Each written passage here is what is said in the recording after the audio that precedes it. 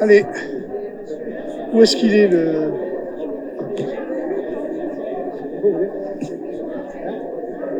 Vas-y, vas-y.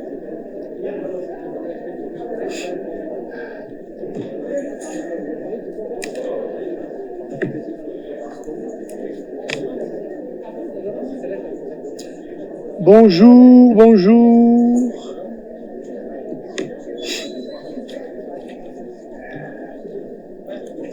La séance est ouverte.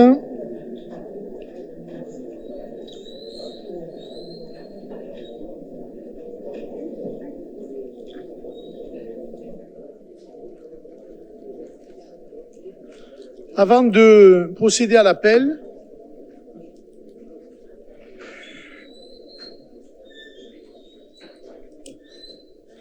nous allons, pour cette dernière séance du conseil municipal de cette mandature, honorer la mémoire de notre ami Édouard Gebhardt, qui nous a quittés il y a quelques semaines et qui était un collègue de notre conseil municipal. Je crois que tout le monde connaissait Édouard Gebhardt dans la ville entière. C'était un ancien combattant, ancien para, militant associatif pied noir, qui, je crois, par sa gentillesse et sa disponibilité, a été un bon camarade dans cette mandature et même avant en ce qui me concerne. Et je crois que nous nous devons de lui rendre hommage. Et j'associerai évidemment à cet hommage la mémoire de Quentin Deranque, qui est ce jeune qui a été tabassé par l'extrême gauche à Lyon et auquel aujourd'hui toute la France rend hommage, Assemblée nationale comprise. Donc pour ces deux personnalités, je vous demande de vous lever et d'observer une minute de silence.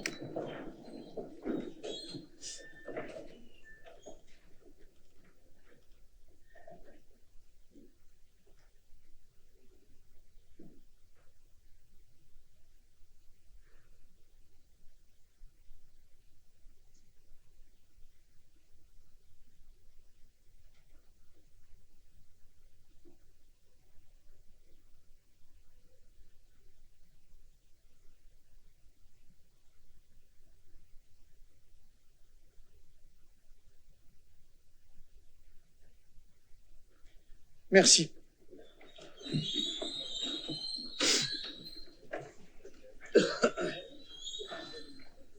Nous installons donc, en remplacement de M. Gebhardt, Mme Marcaillou d'Emeric Josette, qui ne sera pas là, malheureusement. Et je vais procéder à l'appel nominatif. M. Charles Pons, André Bonnet, pouvoir à moi-même. Marion Bravo, Marie-Thérèse Costa-Feuzenbeck, Frédéric Guillaumont, Soraya Logaro, Jean-Yves Gâteau, Jacques Palassin, Laurence Pigné, Sébastien Ménard, Christelle Martinez, François Dussoba, Daniel Pujol, Isabelle Bertrand, Frédéric Gourrier, Patricia Fourquet, Xavier Baudry, David Tranchecoste, Roger Belkiri a donné pouvoir à M. Mayol, Jean-Claude Pinger, Michel Ricci, Jean-François Mayol, Gérard Rénal, Véronique Ducassis, Christine Rousseau-Danis, Marie-Christine Marchesi, Catherine Serra, Florence Molly, Michel Martinez a donné pouvoir à Madame Bravo, mais devrait nous rejoindre en cours de séance. Sandrine Suche a donné pouvoir à Madame Pujol-Daniel, Georges Puitch, Rémi Génis, Anaïs Sabatini, Pierre-Louis Laliberté, Jean Casagran a donné pouvoir à Monsieur Ifsa, Jean Casagran, Jean-Luc Antoniazzi, Marie-Estève a donné pouvoir à Madame Costa-Feuzenbeck, Charles Ifsa, Josette Marcaillou d'Emeric a donné pouvoir à Monsieur Gâteau, Catherine Pujol, Roger Talagrand, Jean-Marc Pujol a donné pouvoir à Madame Gavalda, Chantal Brusy, Pierre Parra, Joël Anglade a donné pouvoir à Madame Brusy, Laurence Martin a donné pouvoir à Monsieur Capsier, Bruno Nougared, Chantal Gombert, Fatima Daïn, Philippe Capsier, Christine Gavalda-Molena, Bernard Reyes a donné pouvoir à Madame Gombert, Marie Bach a donné pouvoir à Monsieur Nougared et Madame Annabelle Brunet. Le secrétariat de séance sera assuré par Monsieur Sébastien Ménard. Je vous prie de bien vouloir ajouter à l'ordre du jour le point suivant, c'est le 9.05, et qui concerne les modifications administratives liées au décès de Monsieur Gebhardt et à son remplacement par Madame Marcaillou d'Emeric. Qui est contre? Qui s'abstient? Adopté. On passe à l'approbation du procès-verbal du 18 décembre. Est-ce qu'il y a des remarques? Qui? Madame Gombert. Monsieur le maire, mesdames, messieurs, je souhaiterais avoir une précision concernant la page 63 du PV du 18 décembre 2025 concernant le refus de CDAC pour le groupe Lidl avec une baisse d'à moins de 1000 mètres carrés donc sur la surface. La question vous avait été posée et vous nous avez répondu fort gentiment, vous alliez nous répondre. Étant donné que c'est notre dernière surprise partie pour cette mandature, j'aurais souhaité savoir où en est le projet du futur Lidl de Saint-Assis sur les anciens terrains des abattoirs. Et avez-vous vendu les terrains? Vous disiez vous-même c'est le même prix. Donc j'aurais avoir une précision puisque en fait ce sont les habitants du secteur ouest de Saint-Asisque et ce sont des remontées de terrain et les gens posent une question et je ne peux pas y répondre. Je vous remercie. Allez, vas-y, je sais pas moi. Tu dis que ça suit son cours. Oui, on a signé le sous-seing chez le notaire il y a un mois de ça. Et voilà, ça suit son cours, il n'y a aucun souci. Ils vont déposer leur dossier de permis de construire auprès de la mairie. Il n'y a aucun souci, les travaux commenceront une fois que toutes les autorisations administratives seront données. Merci. Pas d'autres commentaires. Qui est contre? Qui s'abstient? On passe maintenant aux décisions du maire prises par délégation du conseil municipal en vertu de l'article 21.22.22 du Code général des collectivités territoriales. Est-ce qu'il y a des commentaires? Monsieur Nougared et Madame Gombert et Madame Brunet. Comme c'est le dernier conseil, on a quelques sujets qui sont pendants depuis un paquet d'années et qui reviennent systématiquement à chaque fois. Le premier, Monsieur Ponce, le bail avec la SARL Isota. Vous nous aviez expliqué lors du dernier conseil que tout était maintenant réglé. Et là, on a la décision numéro 198 où vous désignez un cabinet pour représenter la ville en justice contre cette société. Alors, est-ce que c'est définitivement réglé ou est-ce que... alors, soit vous nous racontez des bobards, soit les choses ont évolué.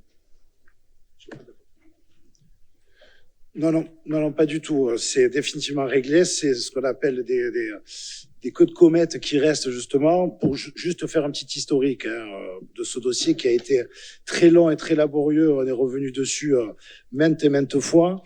La première décision remonte de août 2023 et depuis exactement le 2 août 2023 et depuis le 2 août 2023, il est vrai qu'on a eu beaucoup d'échanges avec le locataire, mais aussi, comme on n'était pas d'accord, on a pris énormément d'huissiers, enfin toujours le même en l'occurrence, pour se parler et aussi pour être bien d'accord et bien en règle avec ce que tout le monde avait décidé. Donc inévitablement, ce sont chaque fois des fins d'actes que nous avons et donc il reste toujours 2-3 honoraires à payer ou quoi que ce soit. Voilà. Monsieur Dussoba. Convention, je ne sais pas si elle était annexée, mais c'est une convention qui a du retard. Et l'acte, alors Madame Brunet nous fera un cours de droit là-dessus après probablement, mais effectivement c'est une queue de comète, mais c'est une convention c'est un acte qui avait été signifié au moins l'année dernière. Donc c'est juste une régularisation pour le paiement des honoraires.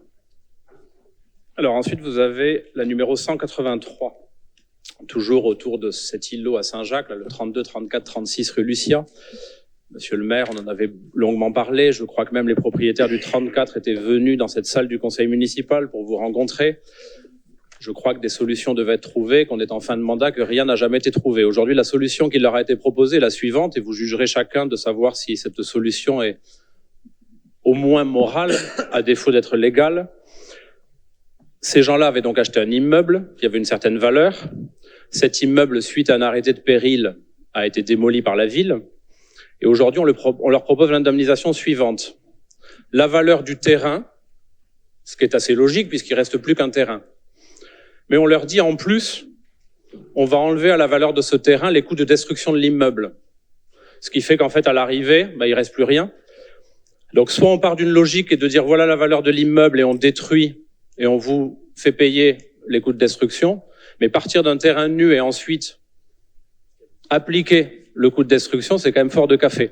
Et je pense qu'il faut que tout le monde le sache parce que ce qui s'est passé aussi il y a pas longtemps à Saint-Jacques risque malheureusement de conduire à la même situation, c'est-à-dire un immeuble qui est parfaitement sain, avec des propriétaires qui dedans sont des propriétaires occupants et sont des gens parfaitement sains, qui y ont mis leurs économies et qui risquent de se retrouver dans quelques années avec la même proposition.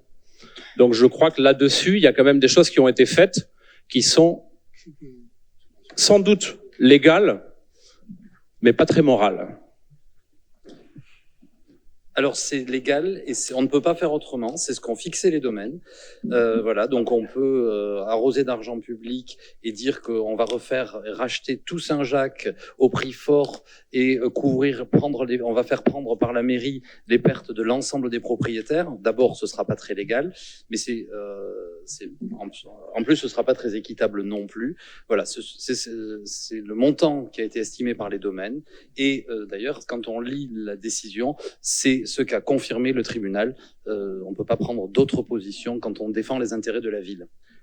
Monsieur Dussoba, on est bien d'accord que ces propriétaires, ils n'avaient rien demandé. Les propriétaires de l'îlot Fontaine-Neuve, de l'immeuble qui, suite, l'enquête le dira un moment ou un autre, se retrouvent abîmés et qui risquent d'être démolis, ils n'avaient rien demandé.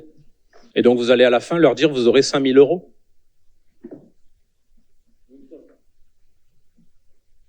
Nous ne sommes pas assureurs de toutes les pertes. On ne peut pas vouloir que la collectivité porte les pertes de l'ensemble des propriétaires qui ont fait de mauvais investissements. Mais ce sont des décisions que la municipalité a prises qui ont conduit à ça. C'est quand même pas la eux qui sont responsables. qui a laissé dégrader cet immeuble. Enfin, Attendez, là je vous parle de l'îlot Fontaine-Neuve. Vous dites là que l'immeuble qui a été abîmé l'autre jour suite à l'effondrement était un immeuble en mauvais état. Et que c'est des propriétaires qui ont fait un mauvais investissement. C'est ça ce que vous dites, monsieur Dussoba. Donc, la situation est totalement différente par rapport à l'îlot Lucia, parce que sur l'îlot Fontaine-Neuve, les experts ont commencé à travailler. On aura les comptes rendus des experts, mais dans tous les cas de figure, l'effet majeur, c'était les fortes pluies sur du bâtiment très dégradé. Donc, à partir de là, la mairie n'est pas en responsabilité de ce qui s'est passé. Donc, avant que les experts aient parlé, vous dites c'est à cause des fortes pluies. Non. J'ai dit que les fortes pluies ont aggravé le mauvais état de cette partie de l'immeuble. Puisqu'il est clair que l'autre partie de l'immeuble, effectivement, n'a pas bougé. Par contre, cette partie-là, il s'est avéré que structurellement, elle était très fragile. Et malheureusement, les 2 épisodes méditerranéens, probablement, les expertises le diront, mais j'ai envie de dire, quand on est un petit peu objectif, on se doute bien que les 2 épisodes méditerranéens sur des structures fragiles n'ont pas pu arranger les choses. On regardera les résultats d'expertise. Autre question? Oui, la dernière sur la numéro 6, le live au campo. Quand nous avons évoqué ce sujet à la rentrée de septembre dernier, que nous avions posé la question de savoir pourquoi il était déplacé au mois de novembre et si ce déplacement n'aurait pas de conséquences sur ce festival, vous aviez commencé par nous répondre que c'était une demande des organisateurs. Tout le monde pourra le vérifier, c'est écrit dans le procès verbal. Les organisateurs disent eux-mêmes qu'ils n'ont jamais demandé à changer de date. Et aujourd'hui, on voit que ce festival va disparaître. Et plus avant, il y a eu un communiqué qui a été écrit dans l'Indépendant, qui a été publié par l'Indépendant de la ville, donc dans lequel vous dites, mais la ville est maître de qui elle programme ou de qui elle programme pas. Ce qui est vrai. Je pense que c'est pas tout à fait ça, monsieur le maire. Si. La ville, elle crée des espaces dans lesquels des gens dont c'est le métier de programmer viennent programmer. Des gens qui, je crois, avaient fait leurs preuves depuis un certain nombre d'années. Et je ne suis pas sûr que la disparition de ce festival soit une bonne nouvelle pour Perpignan. D'abord, ce n'étaient pas les mêmes, puisque le festival Live au Campo est passé dans l'escarcelle de la Dépêche du Midi. Et que je vous épargnerai de lire les commentaires des anciens responsables du Live au Campo sur la nouvelle manière de voir les choses. Ensuite, la mairie de Perpignan n'est pas là pour subventionner des festivals privés, qui sont des organisations de spectacles qui, on peut le dire, gagnent largement leur vie. Donc, se pose aujourd'hui très clairement la question de savoir si on continue à subventionner des grandes vedettes nationales, encore quand je dis grandes vedettes, qui venaient au Live au Campo avec une affluence plus ou moins nombreuse, ou si on passe à autre chose, toujours dans le Campo Santo, mais d'une autre manière. C'est ce à quoi nous travaillons. Voilà. Et la Dépêche du Midi... Et ça coûtera moins cher à la ville. Et la Dépêche du Midi trouvera dans les déferlantes ou je ne sais quoi des moyens de faire vivre sa régie publicitaire. Voilà. Madame Brunet? Ah, Madame Gombert, pardon.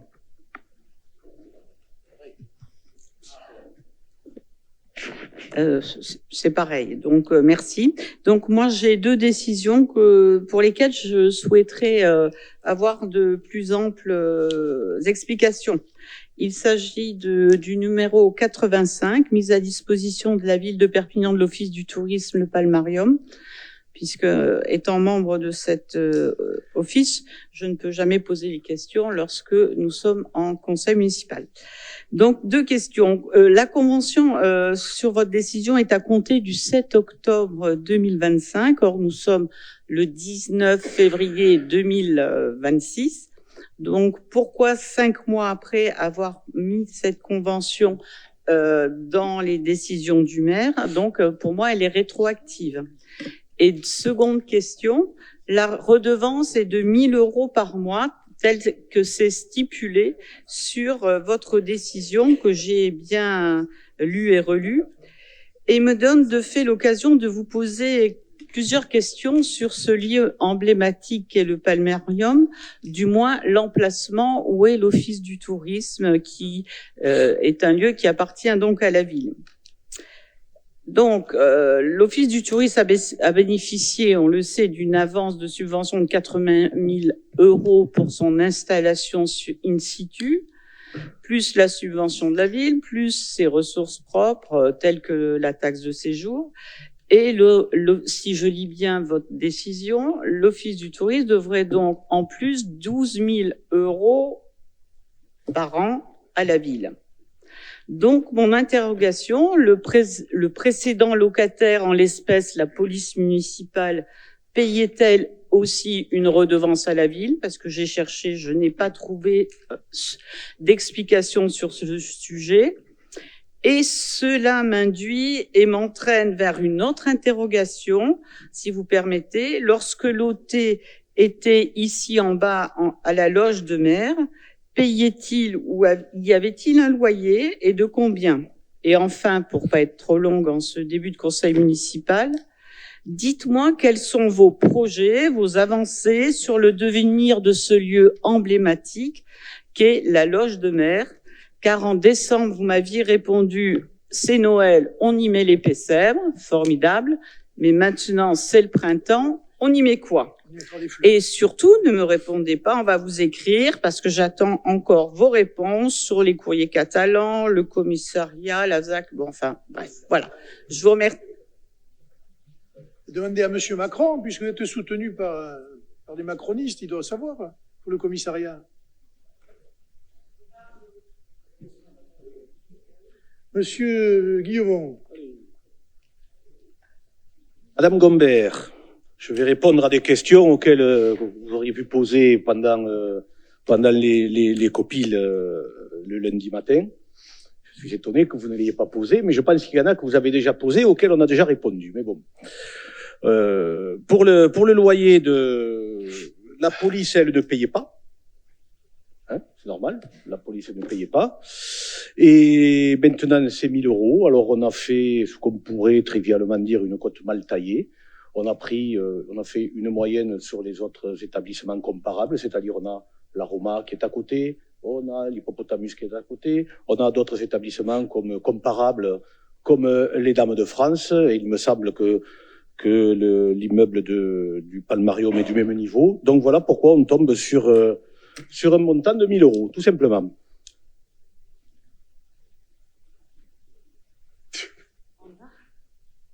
Vous dites Mer, hein. à l'âge de mer, c'est encore autre chose.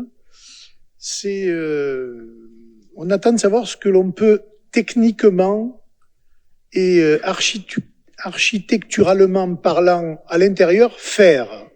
Une fois qu'on aura des garanties on appelle ça, des bâtiments de France, on vous indiquera ce que nous voulons en faire. Pour l'instant, ça reste un magnifique lieu d'exposition. Voilà. Et on se demande même si peut-être ça ne le restera pas. Voilà. Ou de conférences, ou de festivités, ouais.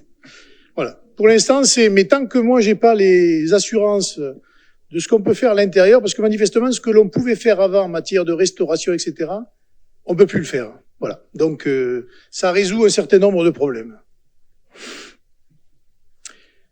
Deuxième question concernant la décision numéro 208. Consultation relative de la faisabilité de la création d'un parc à thème dédié aux industries médiatiques sur la commune de Perpignan. Alors, je trouve que c'est une bonne idée, je vous en félicite.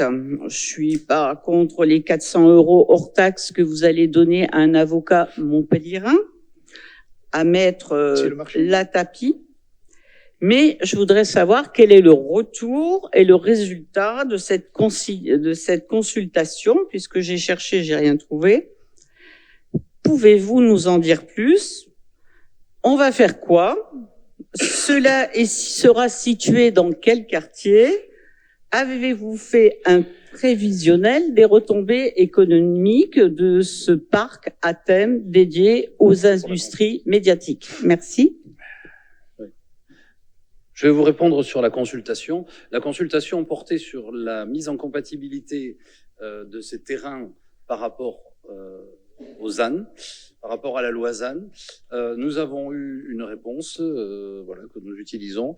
Après, je vais évidemment pas vous dire quels étaient les terrains concernés. Voilà, c'est pas le lieu de dire ce genre de choses. Mais c'était simplement sur la question du ZAN. Et moi, nous sommes élus tous dans cette assemblée, et si vous avez un projet, si je vous pose une question, vous pouvez m'indiquer où c'est. Non. Au sud de Perpignan, voilà. Madame Brunet.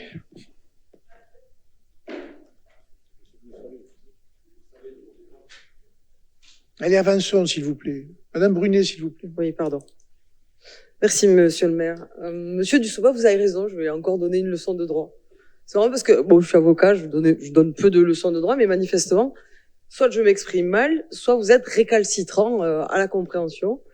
Je prendrai la décision du maire numéro 6 à titre d'exemple, mais d'abord à titre d'exemple, pour redire ce que j'ai effectivement dit lors des 3 derniers conseils municipaux, à savoir les décisions, les conventions sont signées après l'intervention de l'événement ou après la mise à disposition. À nouveau, je souligne le risque juridique que ça comporte et également la complication en termes assurantiels que d'aucuns d'entre vous sont plus à même que moi à entendre. C'est une certitude. Donc, je prends cet exemple, mais il y a au sein de ces décisions à nouveau de nombreuses décisions qui interviennent donc après la date de la mise à disposition des espaces. Et alors, s'agissant en plus de l'organisation d'un festival, en termes de risque, on se positionne là sur évidemment un risque aggravé par rapport à la simple mise à disposition à une personne ou à une association. Il y aurait une dizaine de participants. Donc je souligne à nouveau cette difficulté qui en est une réelle. Bon, manifestement, ça ne vous émeut pas, mais il est de ma responsabilité de vous l'indiquer. Et par ailleurs, je continuais du coup la leçon de droit sur un chapitre sur lequel j'avais pas prévu d'intervenir, mais concernant l'organisation du festival Live au Campo. Bon, il ne vous aura pas échappé qu'en réalité, c'est une association qui s'appelle la Frontera qui organise ce festival. Alors après, peu importe, ou je ne sais pas d'ailleurs dans quelle mesure la dépêche peut intervenir auprès d'une association, mais à la lecture des membres du conseil d'administration, la présence de la dépêche ou pas la dépêche m'a échappé. Et en tout état de cause, la programmation qui était celle de la Frontera ces dernières années n'avait pas vocation, ou en tout état de cause, c'est ce que j'ai pu remarquer au regard de la programmation qui était celle du mois de novembre, était absolument rigoureusement identique en termes de style. Donc quand vous indiquez, monsieur le maire, qu'on est là sur un format où on fait la part belle aux grands noms de la chanson française ou pas française, je m'interroge, parce que qu'est-ce qui a changé en fait? Donc si effectivement, à votre sens, ce qui a changé, c'est le fait que ce soit la dépêche qui soit en proximité avec ce festival aujourd'hui, je m'interroge sur la légitimité de la ville de Perpignan de refuser une animation qui en centre-ville a quand même toute son importance en plein mois de juillet. Et là, campagne oblige, comme l'indiquait un de vos colistiers, c'est le moment d'aller vous en entretenir avec les commerçants du centre.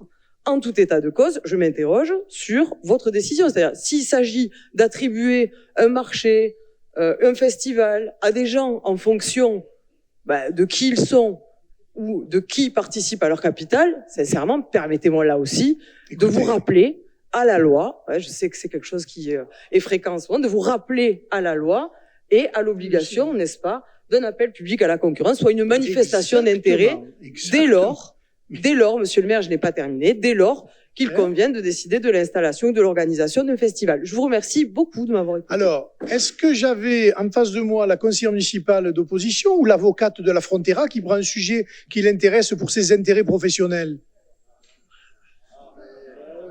Ah, magnifique. Ça m'intéresse. Je vois que votre argumentaire politique est toujours du même niveau, monsieur le maire, donc je vous répondrai avec grand plaisir que la totalité de ce que je vous ai dit n'a strictement rien à voir avec mon métier. Ah, on est sauvés. En revanche, je mets à votre disposition mes compétences dont vous avez, semble-t-il, largement besoin. Y compris en dehors de l'organisation des festivals, semble-t-il. Les collectivités s'administrent librement, mais là où vous avez raison, il faudra mettre des gens en concurrence, on sera obligé de le faire. Ce qui n'était pas le cas auparavant. Et ce qu'a relevé d'ailleurs la Cour régionale des comptes sur précisément ce genre de manifestation. Donc on se conformera pour le coup au droit et effectivement on arrivera à ce que vous venez de dire. Voilà. Sur le deuxième sujet, il n'y en avait qu'une? Ah bon, pardon. Non, mais... On passe maintenant à l'ordre du jour et au premier dossier, Monsieur Dussoba, pour le 1.01. Alors juste avant, monsieur le maire, je voudrais dire un petit mot sur la question du DOB. Donc je souhaiterais juste apporter quelques précisions concernant la tenue du DOB. Donc le Code général des collectivités territoriales prévoit que nous tenions un DOB dans les 2 mois qui précèdent le vote du budget primitif. Et ce débat constitue une étape essentielle de la procédure budgétaire chaque année. Cette année, le calendrier électoral modifie ce contexte institutionnel et à l'approche des élections municipales, les collectivités territoriales sont tenues de respecter strictement les dispositions du Code électoral et notamment l'article 52-1 qui prohibe toute communication susceptible de constituer une promotion des réalisations ou de la gestion d'une collectivité durant les 6 mois précédant le scrutin. Mais il est vrai qu'on a quand même le droit de tenir le DOB. Dans ce contexte préélectoral, un DOB pourrait avoir un caractère promotionnel, mais surtout, un DOB, ça porte sur des choix structurants pour l'avenir. Dans une démocratie, les orientations sont débattues devant les électeurs et pas toujours par des élus en fin de mandat. Les candidats aux élections municipales qui vont se tenir en mois de mars auront à présenter leur projet aux électeurs perpignanais, et c'est au Conseil qui sera porté par le suffrage universel dans quelques jours qu'il reviendra de débattre. C'est pourquoi nous avons choisi de ne pas présenter le débat d'orientation budgétaire avant les élections et que l'exécutif se contentera de mener les affaires courantes. Le débat d'orientation budgétaire sera organisé par la nouvelle Assemblée dans les délais qui sont prévus pour les années électorales. Cette décision vise à garantir la sécurité juridique de la collectivité, mais surtout, elle préserve la légitimité démocratique des choix budgétaires à venir. Si c'est dans la campagne que chacun aura à présenter ses orientations, si c'est en fait devant les électeurs que se fera le vrai débat d'orientation budgétaire, je voudrais juste vous livrer quelques éléments, je pense qu'ils sont importants, pour que tous les candidats aient le même niveau d'information et que tous puissent avoir pour pouvoir nourrir les discussions, pardon. Donc, quelques chiffres qui vous sont projetés. Donc, le résultat de clôture de 2025 n'est pas connu à l'euro près aujourd'hui, mais on est à quelques centaines d'euros près, puisqu'il ne sera connu qu'au CFU. Mais je peux d'ores et déjà vous donner les éléments suivants. Le résultat comptable de l'année 2025 se situera à 26,25 millions d'euros. Il était à 25,36 millions en 2024. On a à peu près 1 million d'améliorations. La cave brute sera à 34,8 millions d'euros. Elle était l'année dernière à 33,7. Et la CAF nette devrait se trouver, donc le résultat le plus important, la CAF nette devrait se trouver à 16,1 millions d'euros. Elle était l'année dernière à 15,4. Dernier élément que je voudrais vous donner, la variation du stock de dette, pour prendre juste les grands indicateurs. Donc le stock de dette au 31 décembre 2025 se situe à 191 millions d'euros. Il se situait l'année dernière à 194 et en 2020 on était à 204 millions d'euros. Donc, vous voyez, on a une amélioration de 13 millions d'euros de déstockage de dette. La ville, aujourd'hui, est sortie des effets du Covid et de l'inflation, et elle a retrouvé les marges de manœuvre qui étaient les siennes pour... voilà, elle a retrouvé ses marges de manœuvre. Donc, ces excellents résultats laisseront toute latitude à la nouvelle et future équipe municipale pour mener les projets qu'elle entend mener. Voilà, c'était juste. Vous répondez après le dossier ou avant? S'il vous plaît, oui. Allez. Donc là, on vient d'avoir un numéro fabuleux. Vous nous expliquez, Monsieur Dussoba, pour ne surtout pas influencer sur les électeurs, la municipalité ne donnera aucun élément et nous n'assurerons pas le débat d'orientation budgétaire, dont je rappelle qu'à Perpignan, il est assuré avant chaque élection municipale depuis 30 ans. Donc, je ne crois pas qu'il y ait un risque juridique là-dessus. Ah non, j'ai dit que c'était pas le Monsieur principal Dussoba, problème, le risque juridique. Ce débat d'orientation budgétaire pouvait tout à fait avoir lieu. Ce débat d'orientation budgétaire, il permet à l'ensemble des contribuables perpignanais, à l'ensemble des acteurs de cette ville, de savoir quelle est la situation réelle de cette ville. Là, vous venez de faire un grand numéro de claquettes, c'est-à-dire que vous nous dites on ne peut pas tenir de débat parce que surtout il ne faut pas, et vous nous projetez une diapo que personne n'a jamais vue, que personne n'a pu commenter, dans laquelle vous annoncez les excellents résultats de votre gestion. Pardonnez-moi, Monsieur Dussoba, ça, c'est une entourloupe démocratique totale. Alors, Madame Brunet. Non, je tiens à répondre, excusez-moi. Ce n'est pas ce que j'ai fait. Je redis ce que j'ai dit. Le débat d'orientation budgétaire, on débat des projets. Chacun aura à débattre dans cette campagne. La seule chose qui se passe, qui s'impose au débat, électoral, ce sont les chiffres. Voilà. Donc, chacun aura les chiffres réels de la situation de la ville aujourd'hui, et chacun pourra, à partir de ces chiffres, proposer les projets qu'il entend, proposer et peut connaître et connaît à partir de ces chiffres-là l'état financier de la ville et peut monter ses projets. Voilà, ce n'est uniquement ça. Je n'ai pas mené le débat d'orientation budgétaire, nous ne sommes pas au débat d'orientation budgétaire, nous ne sommes pas en train de présenter des projets, mais je pense qu'il est important, avant cette campagne, que chacun connaisse la réalité des chiffres et que chacun puisse dire ce qu'il compte faire avec cette situation. Madame Brunet, s'il vous plaît. Merci, merci Monsieur le maire. Effectivement, le seul motif qu'on peut imaginer à cette présentation, on va le dire comme ça, c'est que dans le débat d'orientation budgétaire, ce qui vous pose problème, c'est le débat en fait. Parce que, outre ce que vient de rappeler mon excellent confrère, on a aussi un sujet, oui, il pourrait l'être, il y en a d'autres qui se disent avocats qui ne le sont pas davantage, hein, donc. Non mais toi je sais, soit peu importe. N'entrons pas dans ce débat-là. Donc ce qui vous pose sujet dans le débat d'orientation budgétaire, c'est débat.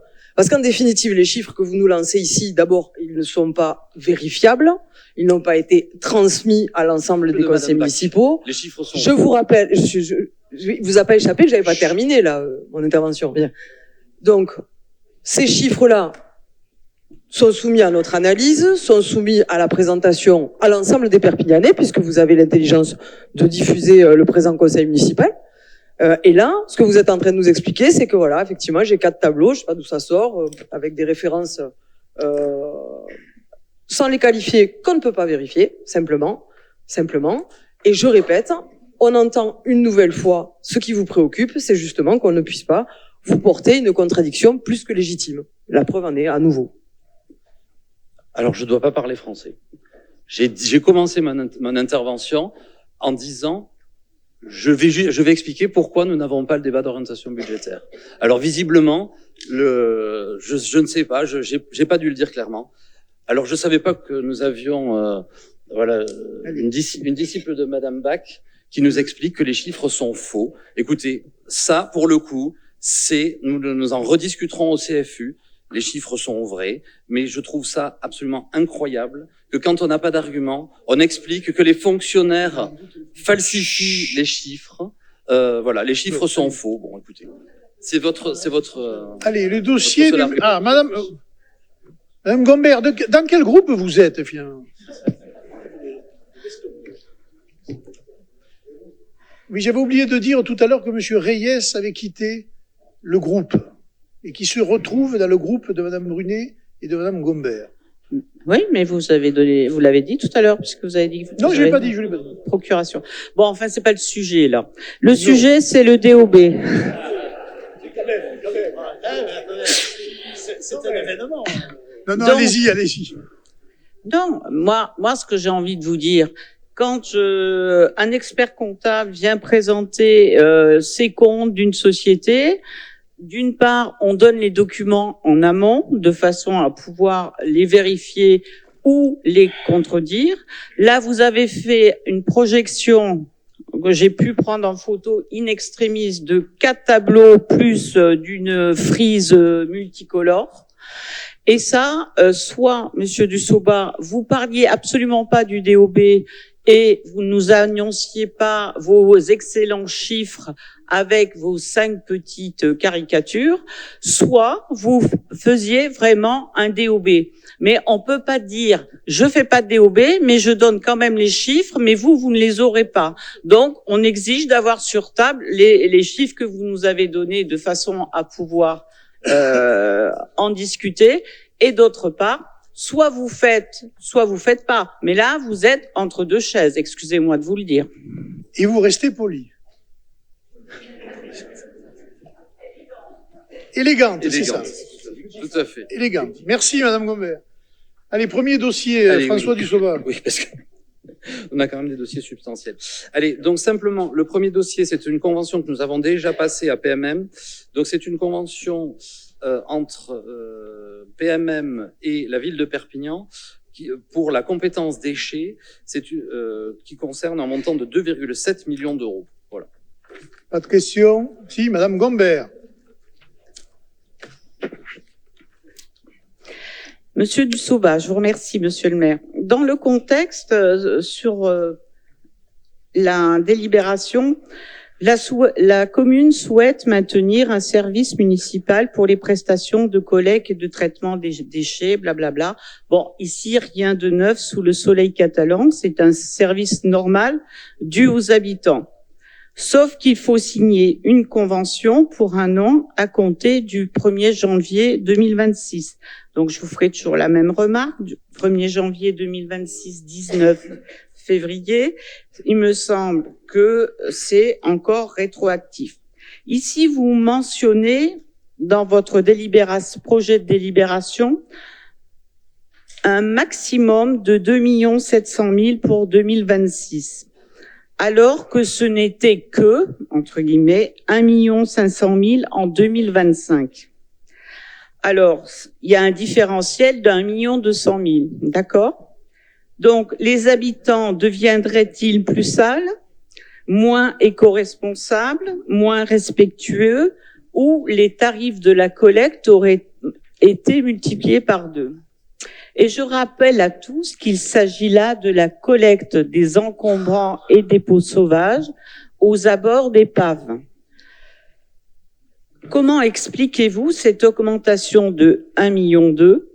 De surcroît, vous êtes toujours dans cette logique que je ne comprends pas d'expansion. Et pour moi, en tant que chef d'entreprise, la problématique essentielle dans cette délibération, comment l'agglo va-t-elle accepter cette augmentation putative de 1 200 000, soit 80%, de 1,5 million à 2, ça fait 80%. Donc c'est énorme, c'est énorme. Pour moi, c'est la vraie question, parce que c'est presque multiplié par 2. Alors je voudrais comprendre pourquoi. Merci de vos explications et de pas m'écrire, hein. Alors c'est l'agglo qui nous a transmis ces chiffres, hein, donc je pense qu'elle va les accepter, enfin à moins que, puisque c'est la délibération que nous avons votée à l'agglo, et donc ça correspond effectivement à la réalité du coût de la collecte que nous pouvons justifier auprès de l'agglo. Oui. Oui, quoi? Chiffre donné par l'agglo. Oui, et voté à l'agglo. Bon. Qui est contre? Qui s'abstient? Dossier 102. Donc, l'action Cœur de Ville. Donc, simplement, ici, c'est l'actualisation, l'avenant annuel, donc, qui consiste simplement à rajouter dans le dispositif ACV la reconquête de la rue des Augustins et l'aménagement du quartier Champ de Mars, et de prendre acte de l'achèvement de l'opération Maison des Citoyens, donc, de Mayol. Pas de questions. Qui est contre? Qui s'abstient? Point 202, Charles Ponce. Oui, donc nous allons sur la ZAC Pou de la Scolobre. Comme vous le connaissez. Ah. Eh bien, c'est le 201. 201. Qui, moi, j'ai dit ça? Pardon, 201. Donc, vous connaissez très bien cette ZAC. Elle a été attribuée le 21 janvier 2008 à un aménageur. Ils ont essayé de trouver un accord avec les propriétaires terriens. Personne n'arrive à se mettre d'accord. Donc, nous lançons une DUP. Avez-vous des questions? Monsieur Nogared. C'est quand même un peu troublant. Non, mais on a, si je vois la délibération, 295 000 mètres carrés, et vous avez réussi à l'amiable à acheter 24 000 mètres carrés. Vous avez réussi, la mairie, à acheter 24 000 mètres carrés sur ces 295 000 mètres carrés. Et vous nous dites maintenant, on va tordre un peu le bras aux propriétaires qui veulent pas vendre, hein, c'est ça le principe, avec une DUP. Franchement, ça nous semble quand même limite comme procédé, et nous ne le voterons pas. Hein. Madame Molina, Cavalda. Merci, monsieur le maire. Je vous indique des votes différents. Donc, moi, je voterai contre. Monsieur Pujol votera pour, puisque j'ai la procuration de monsieur Pujol. Pour noter. Bon. Madame Combert, Madame Brunet, vous votez quoi? Bon, ok. Tout le monde a bien saisi? Oui. Bon, ok. Les autres votent pour? Allez, on passe au dossier suivant. 202. oui, pardon, veuillez m'excuser. 202, donc c'est un PUP sur le secteur du CUP, route de Prades. C'est une convention de projet urbain partenariat entre la SCI 3/5 et Perpignan Méditerranée Métropole. Nous passerons cette même délibération mardi au prochain conseil d'agglomération. Avez-vous des questions? Pas de questions. Qui est contre? Qui s'abstient? On passe au dossier numéro 3, David Tranchecoste. Monsieur Alliot et Madame Brunet, parti milieu de bagne au vote, et quitte la salle, et j'en profite peut-être pour que David, tu fasses un point sur les dégâts liés à la tempête, et en même temps remercier l'ensemble du personnel de la mairie qui a fait un travail remarquable dans tous les secteurs techniques ou administratifs pour que les choses se passent le mieux du monde, si on peut dire.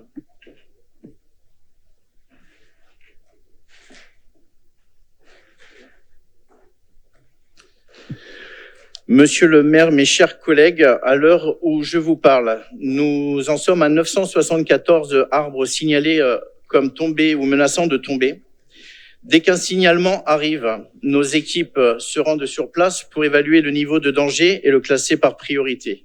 Aujourd'hui, l'ensemble de la régie municipale est mobilisé, soit 65 agents qui travaillent exclusivement à la mise en sécurité, dégagement des arbres, tronçonnage et évaluation des déchets. Depuis jeudi dernier, les priorités ont été traitées en continu. D'abord, les arbres tombés sur les voies communales, ainsi une priorité absolue donnée aux axes nécessaires au secours, hôpital, gendarmerie, pompiers. Ensuite, les voies les plus circulées, puis les lotissements. Et enfin, les chemins ruraux. La deuxième priorité a été la protection des biens et des personnes. Nous avons également traité en urgence l'ensemble des cours d'école. Les centres de loisirs sont en cours de traitement aujourd'hui et demain. Nous avons également commencé à estimer le coût lié à l'abattage et au dessouchage des arbres concernés sur une hypothèse d'environ 1000 arbres. Le coût se situerait entre 400 et 500 000 euros, des dépenses qui vont arriver très rapidement. Ces replantations ne pourront pas démarrer avant la fin de l'année afin de respecter les conditions techniques et climatiques compatibles pour la reprise des plantations d'arbres sur plusieurs années. Donc ça, c'était un petit peu pour le bilan de la tempête Nils qui nous est tombée dessus. Et bien sûr, je me joins à Monsieur le maire, on remercie tous les agents qui ont œuvré et tous en transversalité parce qu'on avait vraiment tous les services qui ont, dès les premières heures, été présents sur le terrain. Et un côté volontariste de tout le monde sont restés tout le week-end travailler dans l'intérêt général pour subvenir à tous ces accidents, aussi bien chez les privés que sur l'espace public. Alors ça vous paraît dérisoire peut-être, mais aujourd'hui la nouvelle c'est quand même une plantation de 40 arbres. Donc je vais commencer, mes chers collègues. La ville de Perpignan souhaite réaliser des plantations d'arbres ainsi que la végétalisation des abords de la piste Russino, en limite des propriétés privées et de la bande de roulement située sur le territoire de Perpignan. La ville prend en charge les travaux de plantation de plusieurs sections de la piste cyclable Russino, délimitées sur un plan de localisation, ainsi que l'entretien complet des zones concernées. Le conseil départemental des Pyrénées-Orientales, gestionnaire de la surface de roulement de la piste cyclable Russino, ne s'oppose pas à la réalisation de cette plantation d'arbres et n'aura plus à sa charge l'entretien des abords de la piste cyclable Russino, ni le remplacement du revêtement de la bande de roulement en cas de dégradation due à nos racines d'arbres. Je vous demande de voter. Avez-vous des questions? Bon. Pas de questions, c'est bon? Monsieur le maire, pour entrer. Chantal. Pardon, Madame Brusy. J'ai juste une question par rapport à ce que vous venez de dire. Vous annoncez que les arbres vont être replantés plutôt en fin d'année, si j'ai bien compris. Pour le centre-ville, par exemple, j'ai découvert, comme beaucoup de Perpignanais ce matin, que les arbres du quai Batelot n'étaient plus. On n'a pas, là, vous avez l'intention de replanter, et on n'a pas une idée du délai pour peut-être, parce qu'alors, c'est vraiment impressionnant, quoi. Donc, je voulais savoir si vous avez déjà programmé ou pas, ou si ça sera vraiment en fin d'année avec tout le reste, si le centre-ville est priorisé, si je sais pas. Là, pour l'instant, comme je disais, le constat, c'est d'abord le bien aux personnes dans l'urgence. Les arbres qui ont été, donc, dès le départ, on savait que certains arbres allaient être abattus pour des raisons de sécurité. Ils ont été identifiés. Il risque d'y en avoir peut-être d'autres. Chez les privés, beaucoup penchent et les privés sont sont gênés parce qu'ils ne savent pas trop comment s'en sortir parce que toutes les entreprises étaient prises. Donc, pour l'instant, c'est vraiment sécuriser avant tout l'espace public. Et voilà, un arbre se remplace, comme je dis à certaines personnes, mais une vie se remplace pas. On prend aucun risque, et tout en sachant qu'un arbre, il n'y a pas de zéro risque. Si les vents ce soir sont encore assez forts, certains pourraient tomber. Donc pour l'instant, c'est vraiment, on est dans la sécurisation des lieux, et la replantation se posera dès les premières semaines qui vont arriver, et on verra, on avisera. Voilà. Ok. Et pour les arbres là qui sont concernés par ce site, je pense, là, ils sont hyper exposés pour bien connaître le secteur. Ils sont exposés tramontane. Là où vous allez planter, il va falloir bien les protéger, hein, parce qu'ils ont rien autour d'eux. Hein. C'est une bonne question. Les seuls arbres qui sont pas tombés dans le secteur, c'est les arbres qui étaient protégés soit par des habitations, soit par quelque chose qui freinait, bien sûr, le vent. Là, ils n'auront rien autour. Hein. Donc, ce qu'on va planter, on va... Là, c'est une bonne question. C'est pour ça que nous avions commencé de planter des essences méditerranéennes. Après, on pourra vous donner par la suite un peu plus de détails, mais c'est vrai que dans cette tempête, il y a eu beaucoup de pins, bien sûr. Les mélias, donc les gros mélias, surtout sur le territoire nord, c'était des gros troncs, etc. Ils ont été surexposés. Ils étaient déjà tombés, certains, à la dernière tempête. C'est pour ça qu'on avait mis un protocole important de tempête et de après-tempête. On pensait pas que ça allait jusqu'à là. Mais c'est vrai que certaines essences, il faudra ne plus les imaginer, je pense, dans la ville. Et après, on va pouvoir constater justement les essences qui ont le mieux tenu, et on fera le bilan ces jours-ci. Mais déjà, on sait que certaines essences, les pins et les mélias, on n'en aura plus. Enfin, on va plus en planter.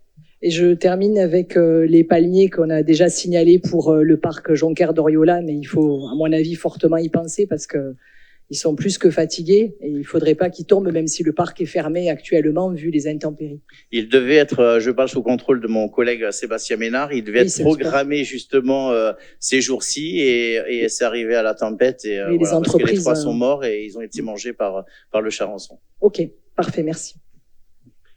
Merci, et on pense aussi aux sinistrés de la ville, pas seulement qui sont nombreux, avec des foyers qui n'ont pas eu d'électricité pendant 4-5 jours. Enedis a mis beaucoup de temps, à juste raison, pour s'occuper des villages. Ça n'a pas touché que Perpignan, et donc c'est concentré sur l'extérieur, puis sur les artères les plus importantes. Charles me disait que sur la tempête, c'est 250 000 sinistrés sur le sud de la France et 1 milliard de dégâts. Donc ça va quand même... Et d'après Enedis, c'était une tempête comparable à celle de 99. Ils n'ont jamais eu autant d'interventions et la cellule de crise que nous avons mis en place à la mairie avec les services techniques, les services de la communication, le secrétariat avec la DGS, ça a été plus de 1000 appels. Ce qui était quand même très important. Et j'ose espérer que ce soir, ce sera plus calme. Voilà. Merci. On passe maintenant à la culture. Madame Gombert ne participe ni au débat ni au vote du point 301 au point 313 et doit quitter la salle. Monsieur Antoniazzi, pour le 301. Pour le 301, merci Monsieur le maire, mes chers collègues. Je vous présente donc une convention de partenariat 2026 pour la Coille Gigantère de Perpignan. Cette association assure la manipulation des géants de Perpignan et contribue au maintien des traditions des géants à Perpignan lors des manifestations organisées par la ville, la San Jordi, les feux de la Saint-Jean, la Purissime, le Trobades médiéval, etc. À ce titre, afin de soutenir l'action de l'association, je vous propose d'accepter la signature d'une convention de partenariat pour l'attribution d'une aide financière à hauteur de 6 500 € au titre de l'exercice 2026.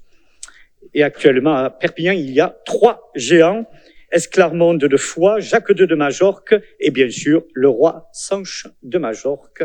Merci Jean-Luc. Voilà. Qui est contre? Qui s'abstient? Dossier 302. Merci. Monsieur le maire, mes chers collègues, il s'agit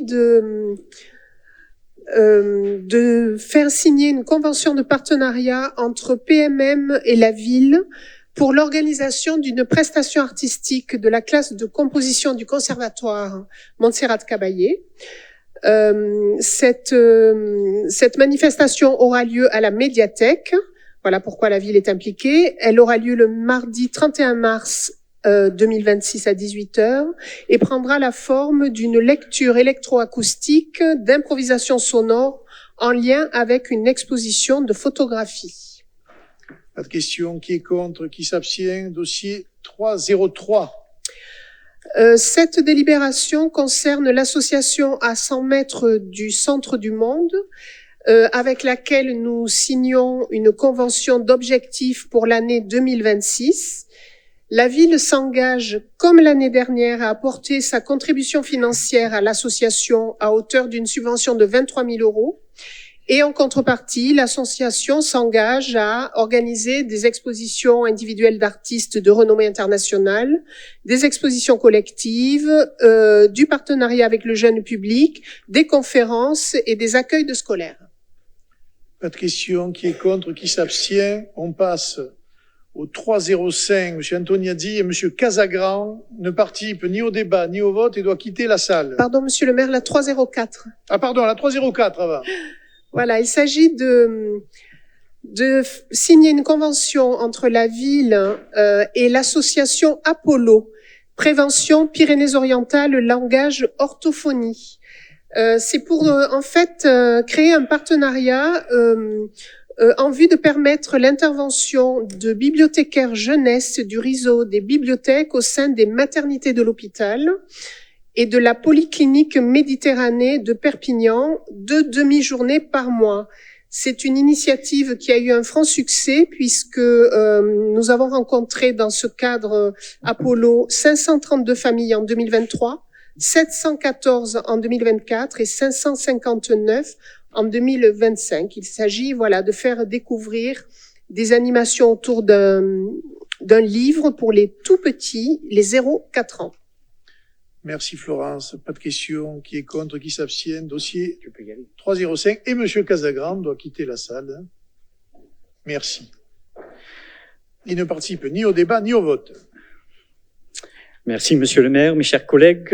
Donc, je me propose pour l'Association Festival International du Disque et de la Bande Dessinée, l'avenant numéro 1 à la Convention triennale d'objectifs 2025-2027, avec l'attribution d'une subvention de fonctionnement d'un montant de 40 000 € pour l'exercice 2026. Je rappelle qu'en 2025, le Festival du Disque à l'église magnifique des Dominicains a eu plus de 4 000 visiteurs en 2025. Donc.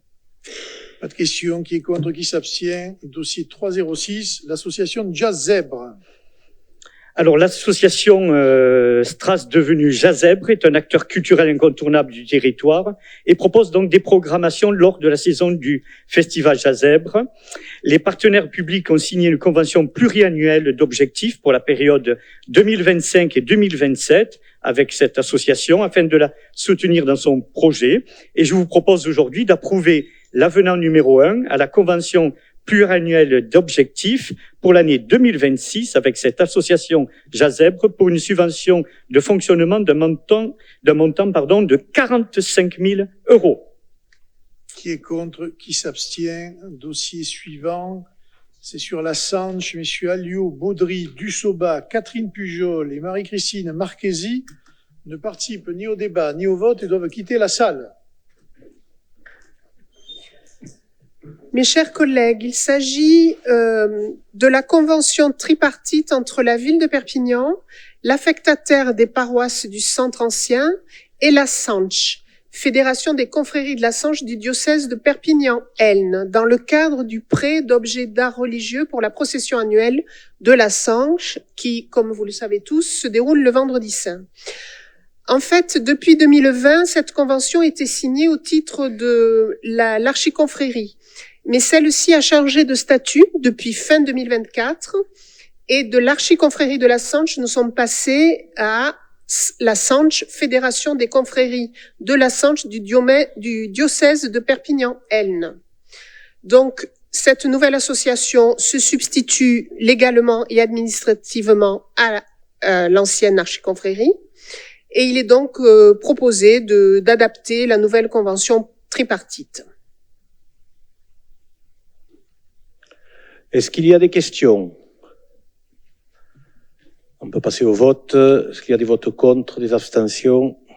Je vous remercie. Le point suivant, Jean-Luc Antoniazzi, pour le 308. Pour le 308, la ville de Perpignan et la communauté urbaine souhaitent s'associer pour l'organisation d'opérations conjointes de marketing territorial et pour proposer, dans le cadre du fameux Festival de musique sacrée 2026, dont on célèbre cette année les 40 ans, de proposer donc 3 concerts pédagogiques par le biais du conservatoire à rayonnement régional.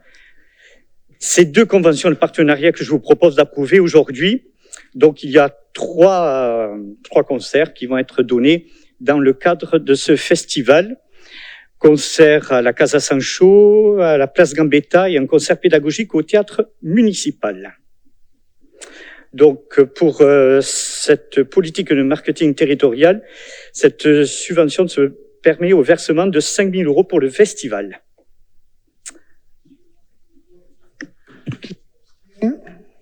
C'est le 308. Oui. Alors, pour le 309, Monsieur Jean-François Mayol, André Bonnet, Christine Rousseau-Danis, Christine Moulena ne participent ni au débat ni au vote et doivent quitter la salle. Donc le 309, c'est toujours le festival de musique sacrée, convention de partenariat avec l'université Perpignan Via Domitia, l'association Centre Méditerranée de littérature, l'atelier Inès Morin. Je me permets de vous signaler et de vous inviter à visiter cet atelier de lutherie à Perpignan, en plein cœur de Perpignan, à la rue de la Révolution française et à l'intersection avec la rue de la Main de Fer. Et Locke Events 66. Donc, ça vise à promouvoir et à définir les modalités de partenariat pour l'organisation de ce festival de musique sacrée. Je rappelle, le festival musique sacrée qui commence le 16 mars et qui se termine le 4 avril 2026 dans les lieux patrimoniaux de Perpignan. Festival dont cette année qui porte le thème de l'allégresse. Pas de questions? Qui est contre? Qui s'abstient? On passe au 3-10. Madame Molly et Monsieur Bonnet et Nougared ne participent ni au débat ni au vote et doivent quitter la salle. Alors je m'inquiète parce que plus personne ne rentre au fur et à mesure. Il ne faudrait pas que... C'est vrai que tout le monde s'en va. Hop. Oui, alors ce point concerne le prix Méditerranée des lecteurs et tout simplement une modification du règlement intérieur. Afin de mieux anticiper l'organisation de ce prix et d'en corriger quelques incompréhensions, il est nécessaire de modifier 4 points que je vous énumère très brièvement. Le premier concerne la sélection des ouvrages. On a élargi un petit peu les dates des ouvrages concernés. Il faut que l'ouvrage soit publié entre le 1er janvier de l'année N-1 et le 20 janvier de l'année N. Le deuxième point est le calendrier de l'opération. La sélection des titres par les bibliothécaires se fera désormais de fin janvier au début du mois d'avril. Là aussi, on a un petit peu élargi le timing. La composition du jury, il y avait une phrase un peu alambiquée, participer aux rencontres, discussions programmées dans le cadre du club des lecteurs et de la médiathèque, que nous avons allégé par la définition des livres et nous, tout simplement. Et enfin, les modalités de vote, car après lecture des livres, chaque juré classera les livres par ordre de préférence, de 1 à 6, étant entendu que 1 correspond au livre qu'il a préféré et 6 à celui qu'il a le moins aimé. Voilà, je vous demande d'accepter la modification de ce règlement intérieur. Pas de questions. Qui est contre? Qui s'abstient? On passe au dossier suivant. Monsieur Antoniazzi et Messieurs Alliot, Bonnet, Madame Fourquet, Madame Rousseau-Dany, Madame Molly, Monsieur Dussoba, Monsieur Mayol et Monsieur Charles Pons ne participent ni au débat ni au vote et doivent quitter la salle. Monsieur le maire, mes chers collègues, pour la 311,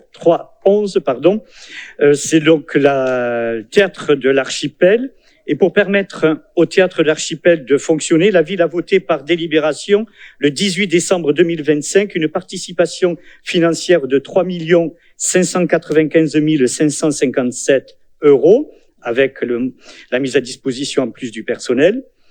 Et donc, il convient d'accorder une subvention complémentaire pour le fonctionnement du TDA de 400 000 € afin d'en sécuriser la programmation artistique et de soutenir cet outil culturel important pour la richesse culturelle et rayonnement de notre ville et de notre territoire.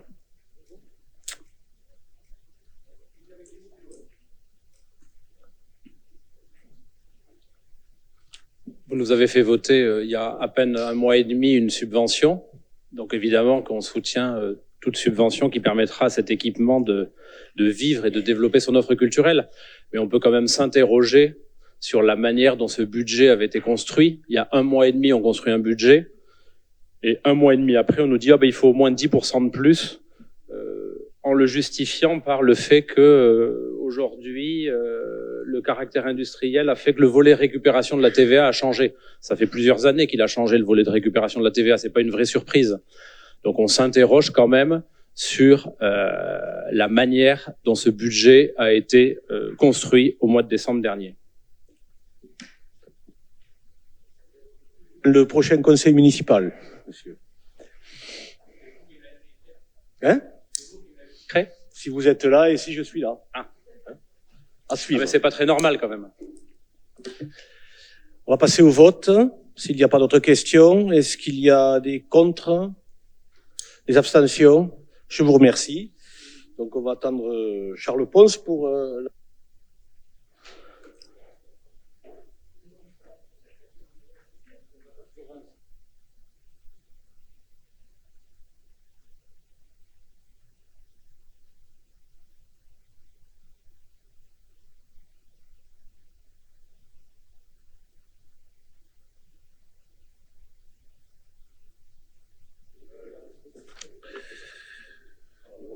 Donc, nous sommes sur la 3.12, Perpignan rayonnement office du tourisme, convention d'objectifs.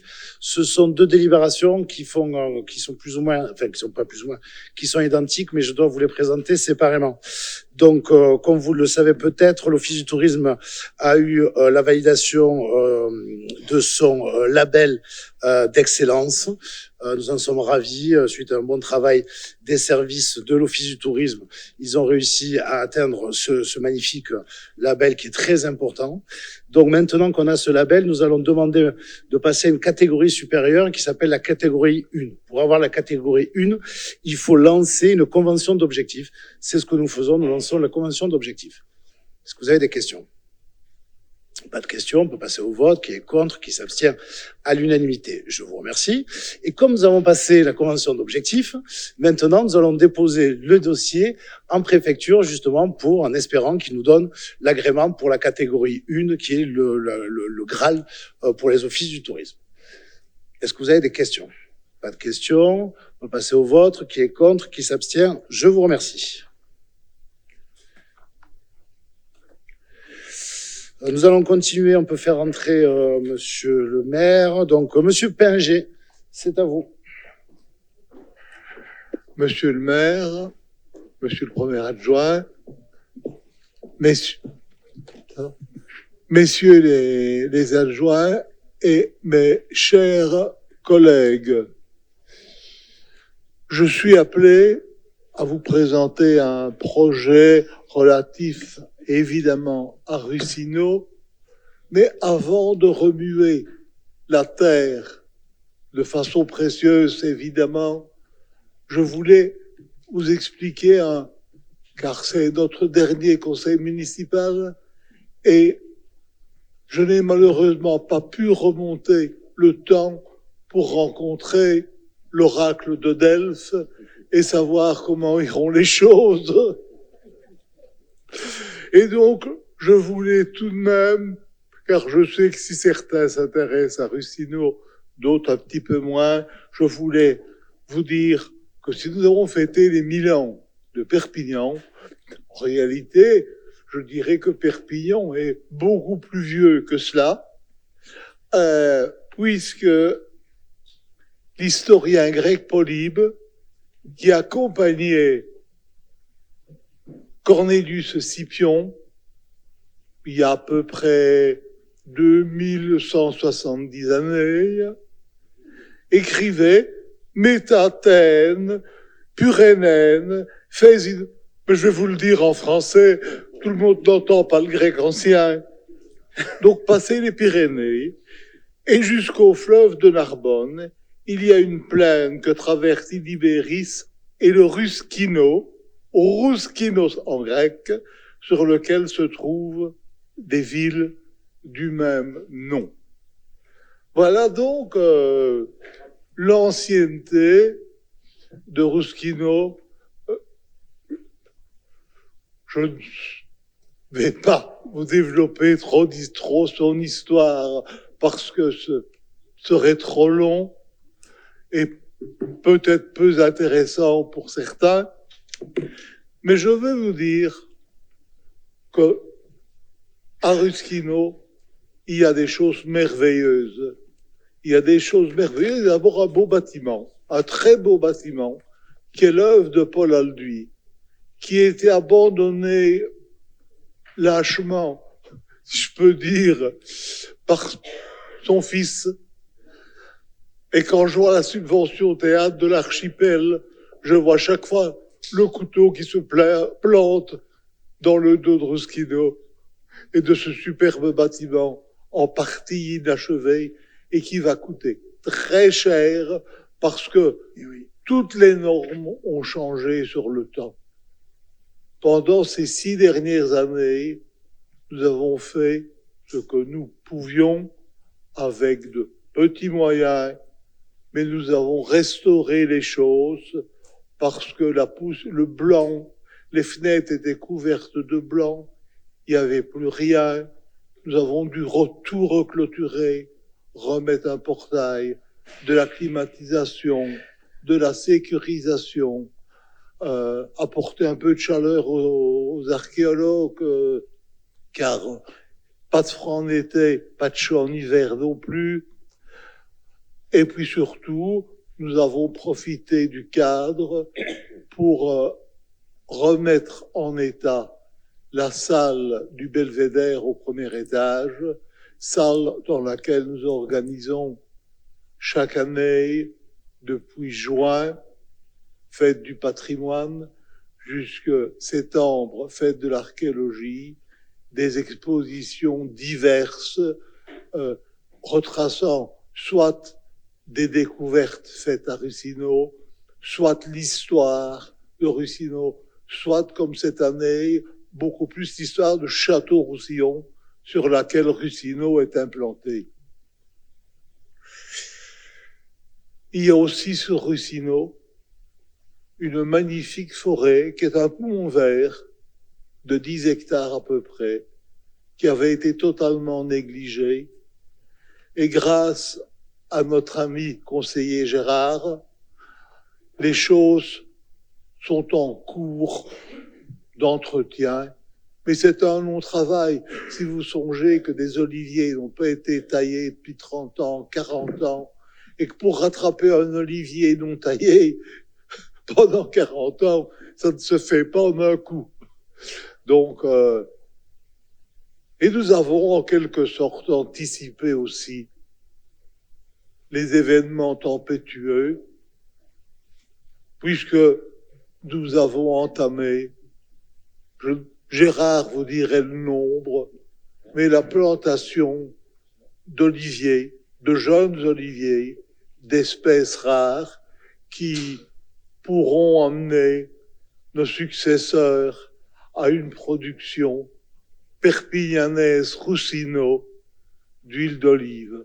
En ce qui concerne le point 3.14, c'est simplement une part du collectif de recherche qui vise à relier des recherches concernant la partie forum, donc celle qui se trouve à gauche quand vous dirigez vers Château-Roussillon, de la partie habitat qui a été couverte qui a été découverte à une certaine époque sous Paul Alduy, et puis à l'amende de la Drac, car rien ne faisait, recouverte de pierres qui n'ont d'ailleurs pas le format qu'il faut et qu'il faudra un jour.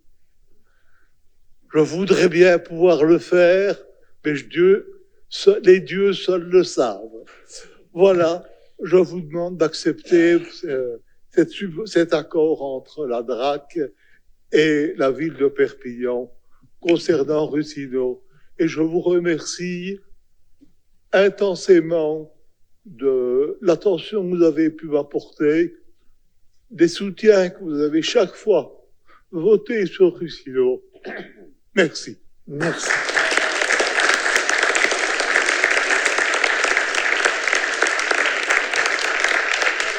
Merci. Merci. Merci Jean-Claude pour tout ce que tu as dit. L'histoire n'est pas finie. Loin de là. On passe au vote. Qui est contre? Qui s'abstient? On passe maintenant à la longue liste des subventions au sport. Sébastien Ménard. Alors, la première, donc il s'agit de la convention de partenariat entre la ville et l'association 13 Catalans et on propose de maintenir la subvention à 12 000 euros. Pas de question. Qui est contre? Qui s'abstient? 402.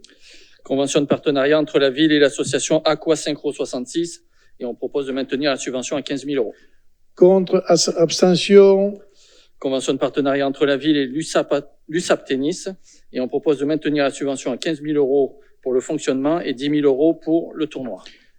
Contre, abstention, 404. Convention de partenariat entre la ville de Perpignan et l'association Perpignan-Roussillon Escrime et on propose de maintenir la subvention à 10 000 euros.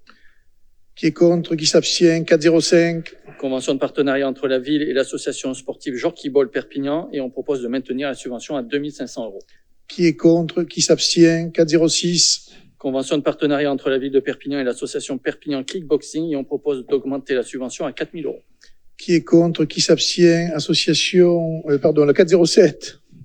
Alors 408, c'est la convention de partenariat entre la ville de Perpignan et l'association Union Bouliste Saint-Jacques et on propose une subvention de 1 500 euros. Qui est contre? Qui s'abstient? 408. Alors 409, convention de partenariat entre la ville de Perpignan. J'ai pas les mêmes, hein. Ah. Bon, 408, c'est le moulin à vent. Bon, c'est ce que j'ai sur le... Bon, vas-y.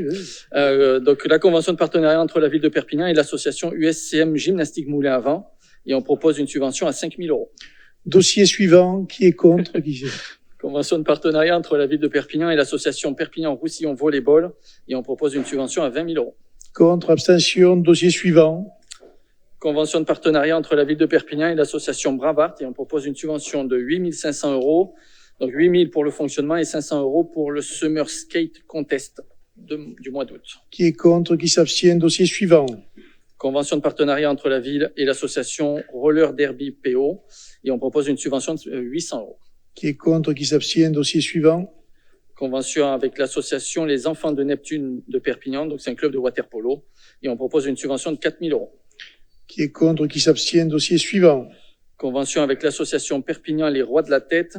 On propose une subvention de 4 000 euros, donc 2 500 pour le fonctionnement et 1 500 pour le tournoi. Qui est contre? Qui s'abstient? Dossier suivant. Convention avec l'association Judo Athlétique Perpignanais et on propose une subvention de 3 000 euros. Qui est contre? Qui s'abstient? Dossier suivant. Convention avec l'association Gymnique Perpignanaise et on propose une subvention de 6 000 euros pour le fonctionnement et 1 000 euros pour une action. Qui est contre? Hop, Madame Daïn. Oui, bonsoir à tous, merci Monsieur le maire. C'est juste pour la 4.15 et la 4.17, il y a des actions, mais sur les conventions, il n'est pas indiqué ce que c'est comme action pour 1 000 euros. S'il vous plaît. L'association gymnique et le JCC. Ouais, pour la gymnastique, c'est une action, je crois que c'est pour accompagner. Alors en fait, ils veulent mettre des actions pour les jeunes issus des QPV, notamment les adolescents qui recherchent une activité dynamique et moderne. Et cette action, elle sera encadrée par un jeune en formation professionnelle CQP. Et donc en fait, on finance cette action-là particulièrement. Elle est financée sur site dans le gymnase, d'accord. Et pour le JCC, s'il vous plaît. Le judo club catalan.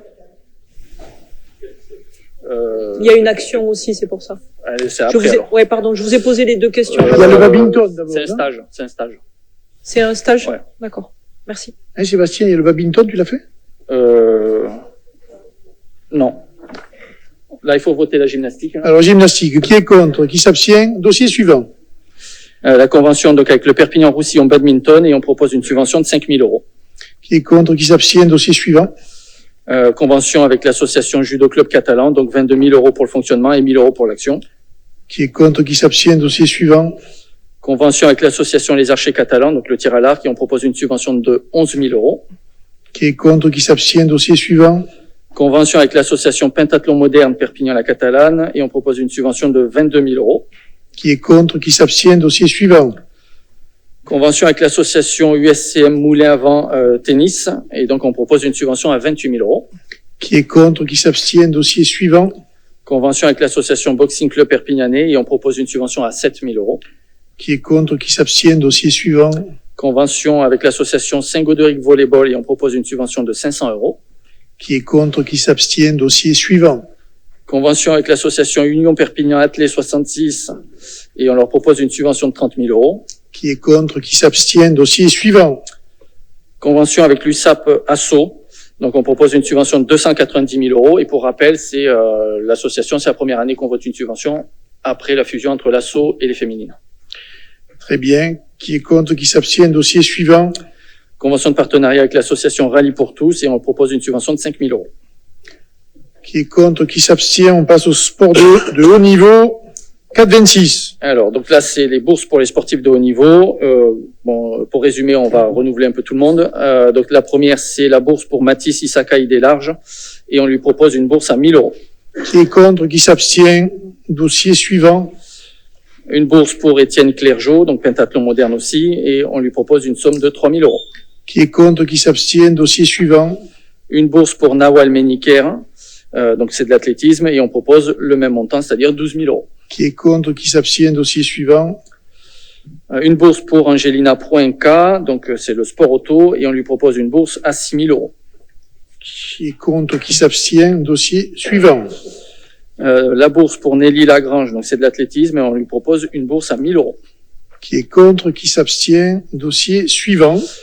C'est une bourse pour Eli Boyunga Bukuluta, et donc on lui propose une bourse de 1 000 euros.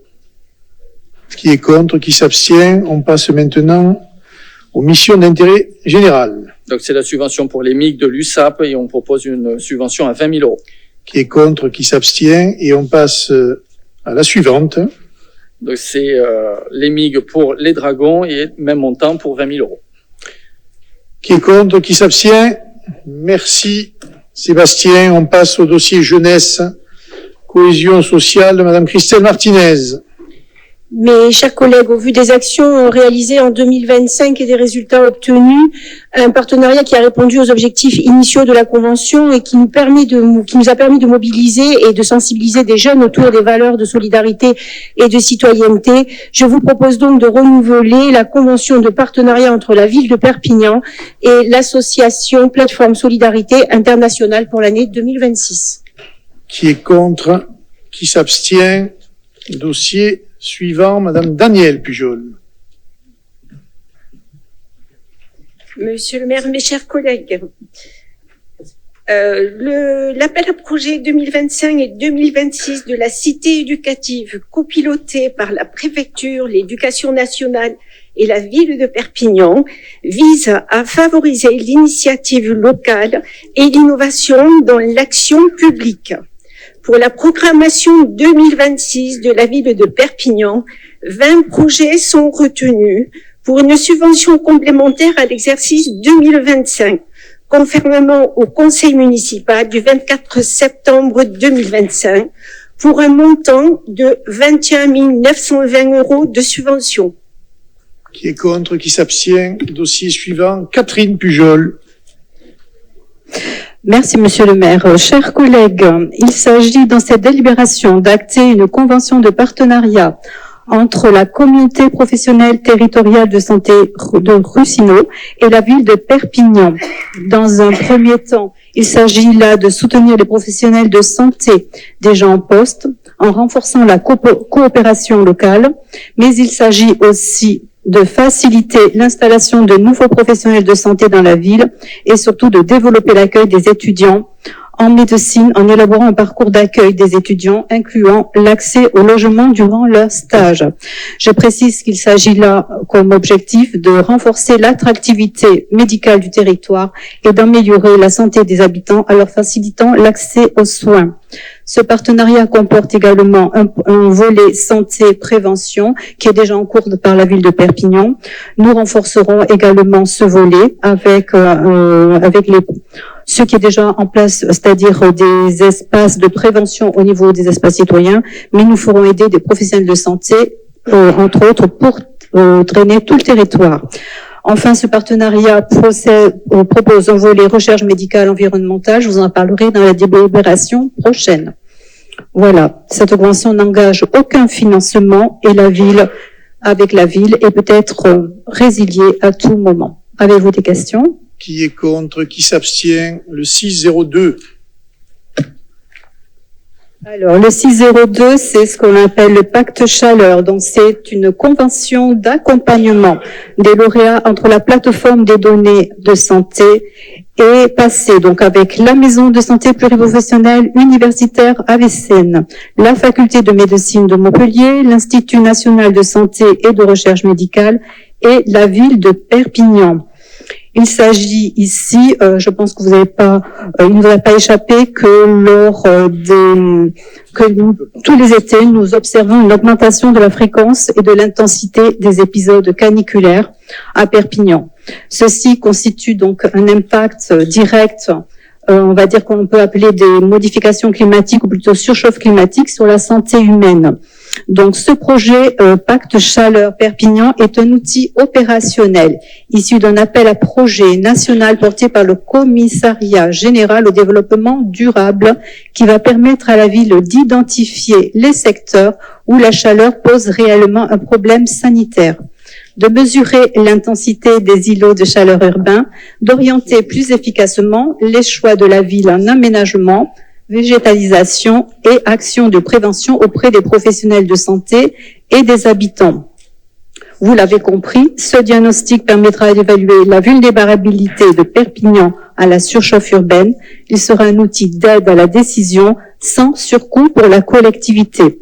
Effectivement, la ville bénéficie pour ce pacte d'un financement à hauteur de 67 500 €, couvrant l'intégralité des coûts engagés, c'est-à-dire l'achat des capteurs météo qui seront posés sur l'ensemble de la ville et l'accompagnement des bureaux d'études et simulation de Météo France. Voilà, je porte cette délibération à votre vote. Pas de question. Qui est contre? Qui s'abstient? On passe au 603. Merci. Le 603, il s'agit donc dans cette délibération d'approuver la convention de partenariat entre l'établissement français du don du sang et la ville de Perpignan afin d'accompagner et promouvoir l'EFS 66 dans ses collectes de sang au sein de la ville dans un seul objectif, maintenir à réserve constante, autosuffisante, le stock des produits sanguins sur notre territoire. À ce sujet, je vous signale juste quelques petites informations, que le stock de sang n'est absolument pas en déficit, qu'il est toujours autour de 15 jours, on va dire, de stock, que en fait, il suffit juste, par votre don donner un petit peu de votre sang, maintenir ce stock autosuffisant afin de pouvoir, on va dire, aux besoins du département et de notre territoire. Juste une petite information, puisque j'ai le micro, je vous signale que le village de don de sang aura lieu au Palais des Congrès les 16 et 17 juin prochains. Voilà, il suffit d'un petit peu de sang pour sauver des vies. Je vous remercie. Merci. Pas de question. Qui est contre? Qui s'abstient? Le dossier 701, c'est une demande de subvention pour la création d'un poste d'économe des flux, c'est-à-dire le suivi des audits énergétiques de tous les bâtiments communaux pour l'avenir, parce que manifestement, sur le changement climatique, tout simplement, on a besoin maintenant d'expertise et de personnel formé à cela. Qui est contre? Qui s'abstient? On passe au dossier suivant sur une demande de subvention auprès de l'ADEME, l'Agence de l'environnement, pour le diagnostic de surchauffe urbaine. Pas de questions. Qui est contre? Qui s'abstient? Monsieur Guillaumont, 703.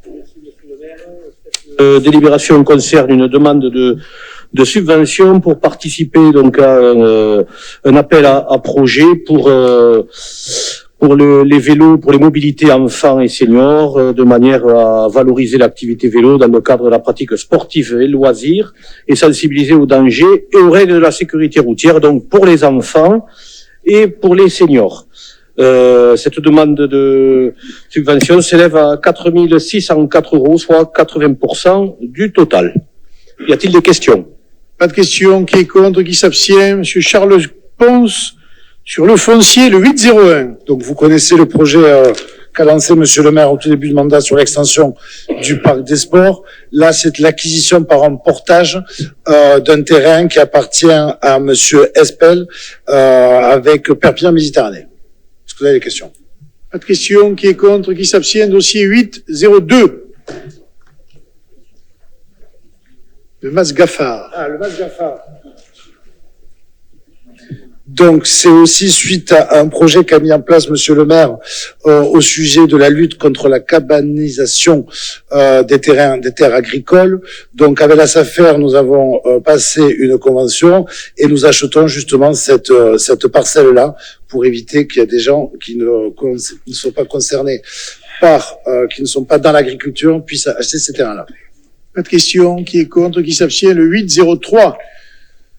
Le 803, ah oui, c'est tout. Pour de l'Ascolobre. Pour de l'Ascolobre, veuillez m'excuser. C'est une cession. La ville est propriétaire d'un terrain, et c'est une cession que nous faisons pour à la SAS à Mec. Pour vous dire, cette SAS, c'est la confiserie du Tech. Donc la confiserie du Tech va créer un outil industriel sur cette terre-là, avec justement des emplois à la clé, et nous sommes ravis de pouvoir leur vendre cette parcelle pour justement développer l'économie et l'industrie, surtout sur le territoire de Perpignan. Pas de questions. Qui est contre? Qui s'abstient? On passe au 332 avenue Joffre, le 804. Le 804, c'est donc aussi dans la politique de la santé. Monsieur le maire développe justement l'installation et facilite l'installation de médecins généralistes dans certains quartiers. Et nous vendons une maison que nous avons 332 avenue Maréchal Joffre. Pardon, excusez-moi. Pas de question. Qui est contre? Qui s'abstient? Dossier suivant, 805. Ah, c'est donc, on est sur Illeux-sur-Tête. La ville était propriétaire d'une petite maison. C'est le début, justement, de l'Ascanal et des canaux de la ville de Perpignan. Avant que ce soit automatisé, on avait besoin d'avoir un gardien sur place s'il y avait le moindre problème. Maintenant que c'est automatisé, on n'a plus besoin d'avoir une présence physique là-dessus. Donc, cette maison, c'était un logement de fonction. La personne qui était locataire dans ce logement, qui était fonctionnaire de la ville de Perpignan, est à la retraite et nous a proposé si on pouvait lui vendre cette maison, et c'est avec un immense plaisir qu'on lui vend cette maison. Pas de question. Qui est contre? Qui s'abstient? Le 806. Il y a d'abord la désaffectation et après la cession. Excusez-moi, j'ai pas suivi. Alors on revient sur D'abord la déclasse. Oui, pardon, parce qu'en même temps je fais. D'accord, effectivement. Donc on déclasse du domaine public cette maison parce que c'est un lieu public. Donc ça c'était la première délibération. On passe au vote. On passe au vote. Donc qui est contre? Qui s'abstient? Adopté. Et cette fois-ci on le vend à ce fameux monsieur que je vous expliquais tout à l'heure. Qui est contre? Qui s'abstient? C'est monsieur, madame. Voté. Et on passe au 8788 et messieurs Alliot et madame Brunet ne participent ni au débat ni au vote et doivent quitter la salle.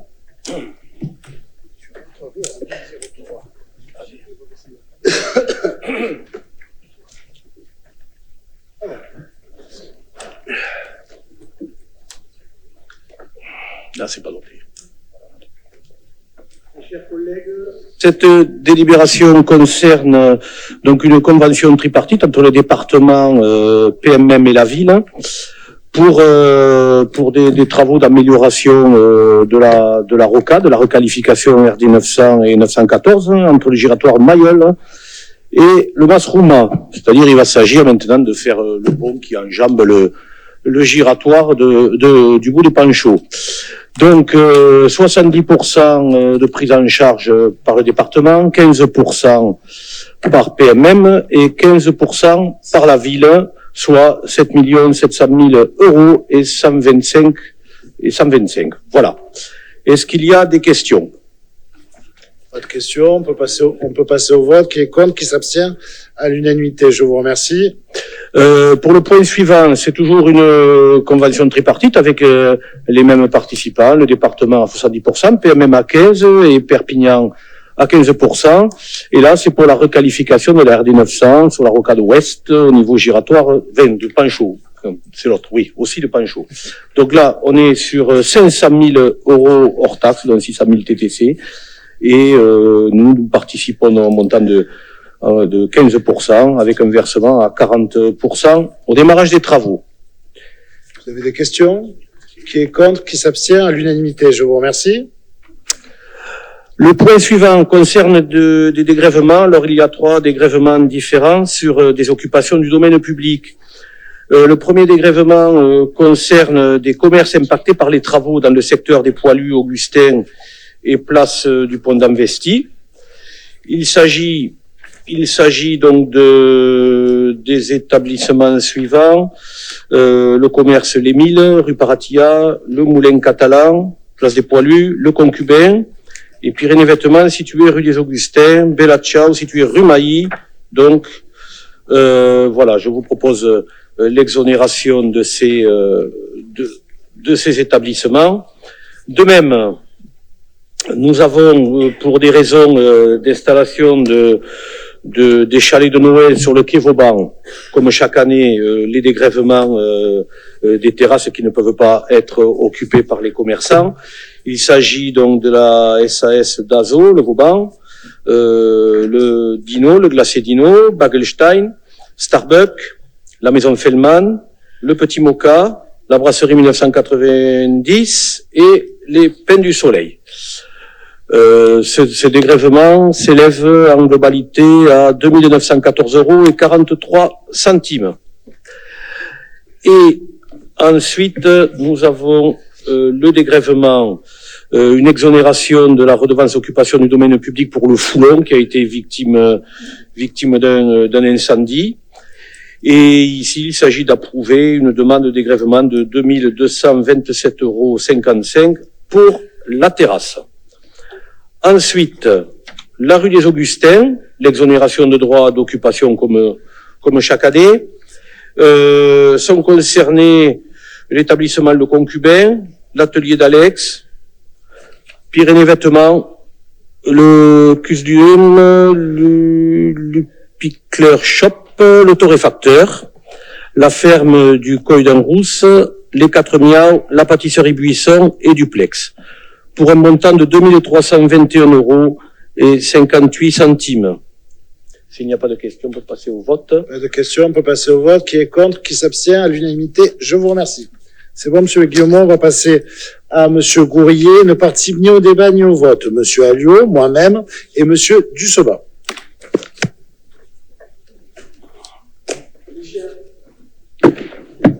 Mes chers collègues, bonsoir. Je vais donc vous présenter une délibération d'octroi de 2 protections fonctionnelles à la demande de monsieur Louis Alliot, maire de Perpignan. Par courrier en date du 4 février 2026, monsieur Louis Alliot a sollicité l'octroi de protection fonctionnelle conformément aux dispositions prévues par la loi numéro 2024-247 du 21 mars 2024 renforçant la sécurité et la protection des maires et des élus locaux et aux articles L21-23-34, L21-23-35 du Code général des collectivités territoriales. Les faits reprochés à monsieur Louis Alliot l'ont été dans le cadre de l'exercice de ses fonctions et ne présentent pas le caractère d'une faute personnelle détachable.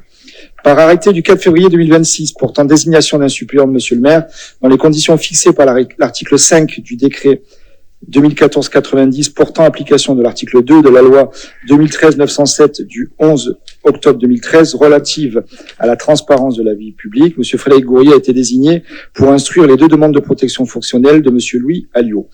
En premier lieu, suite au communiqué de presse daté du 28 juillet 2022, intitulé « L'influenceur Nasdas prend comme avocat un défenseur de Daesh », accessible sur le site internet mairie de Perpignan, /presse, et depuis le compte Facebook Ville de Perpignan, Ilyasine Malawi a déposé plainte avec constitution de partie civile en date du 25 octobre 2022 pour diffamation publique à son encontre.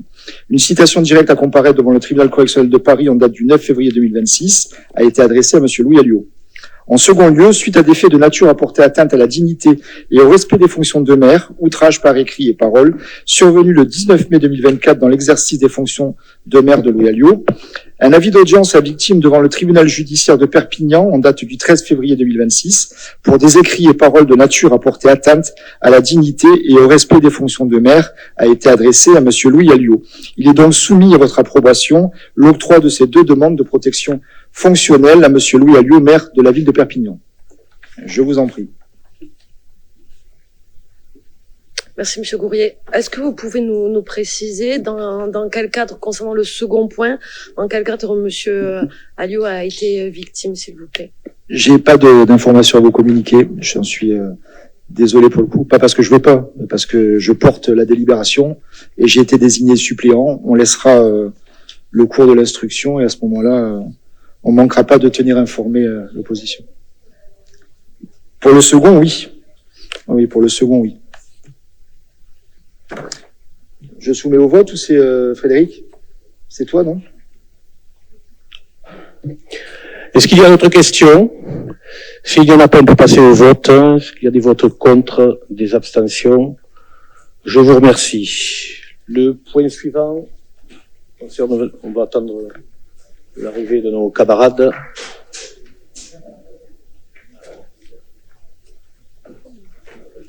On m'a dit que je pouvais rentrer, mais il vaut mieux que je rentre.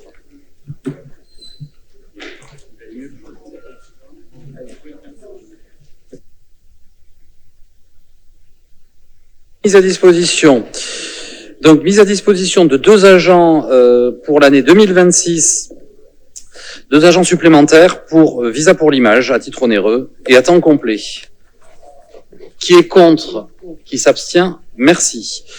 Donc, dossier 903. Protection fonctionnelle d'agents. Il s'agit en fait d'agents de la police municipale. Il y a 10 agents pour un montant de 6 100 €. Qui est contre? Qui s'abstient? Merci. 904. Vote électronique. Donc, après réunion du CST qui s'est réuni il y a quelques jours, il vous est proposé de procéder à l'élection des représentants du personnel par voie électronique. Donc un marché public sera engagé à la suite de notre délibération. Pas de questions. Qui est contre? Qui s'abstient? Qui est contre? Qui s'abstient? On passe au 905. La modification des indemnités liées au décès de monsieur Guébart et à l'arrivée de madame Marcaillou d'Emeric. Donc madame Marcaillou d'Emeric n'aura pas de délégation, donc il vous est proposé de lui attribuer au 22 janvier 2026, c'est-à-dire au jour du décès de monsieur Guébart, une indemnité de 4,97% de l'indice de référence, et ce jusqu'à la fin du mandat. Pas de questions. Qui est contre? Qui s'abstient? Et on passe aux hommages publics et aux dénominations d'espaces de la ville. Madame Isabelle Bertrand.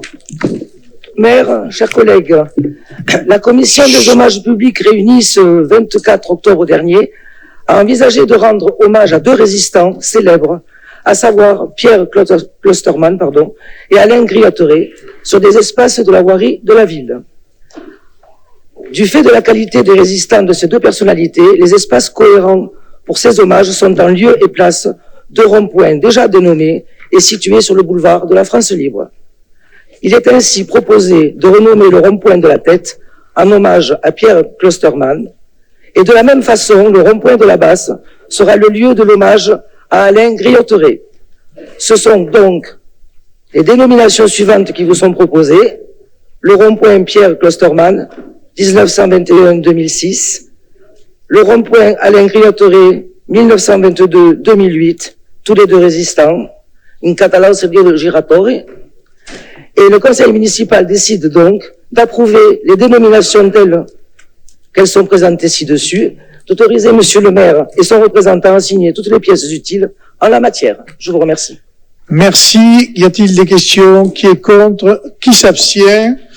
Le conseil donc municipal est maintenant terminé. Je remercie l'ensemble des acteurs de ces séances nombreuses et agitées pendant 6 ans.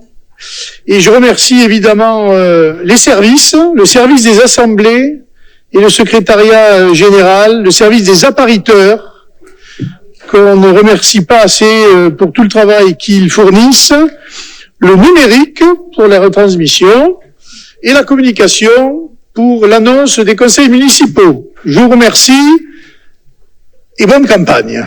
Merci, monsieur le maire.